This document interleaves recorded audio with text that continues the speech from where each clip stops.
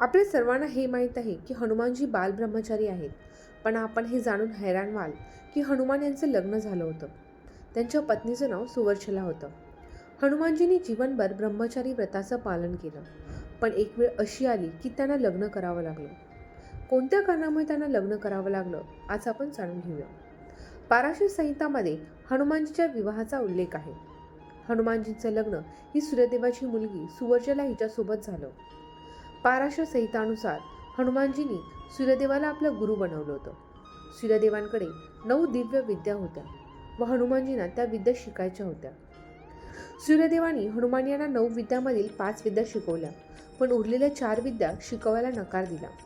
कारण ह्या 4 विद्या त्यांना शिकवल्या जातात ज्यांचं लग्न झालेलं असेल.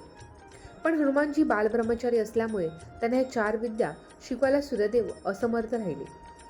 याच्या समाधानासाठी सूर्यदेवानी हनुमानजींना लग्न करण्यास सांगितले. पण हनुमानजी यासाठी तयार नव्हते.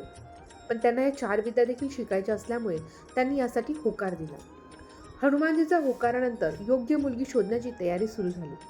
त्यावेळी सूर्यदेवानी त्यांची मुलगी सुवर्चला हिच्यासोबत लग्न करण्यास सांगितले. त्यांनी सांगितलं की सुवर्चला ही परम तेजस्वी व तपस्विनी आहे आणि तिचं तेज तुझ्याशिवाय दुसरं कोणी सहन नाही करू शकत व तिच्याशी विवाह केल्यानंतरही हनुमान ब्रह्मचारीच राहतील, कारण लग्नानंतर लगेच सुवर्चला तपस्यामध्ये लीन होईल.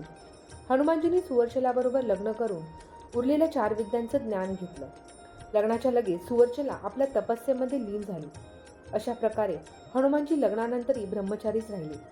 हनुमान व त्यांच्या पत्नी सुवर्चला यांचं मंदिर तेलंगणाच्या खम्मम जिल्ह्यामध्ये आहे. ते एक प्राचीन मंदिर आहे.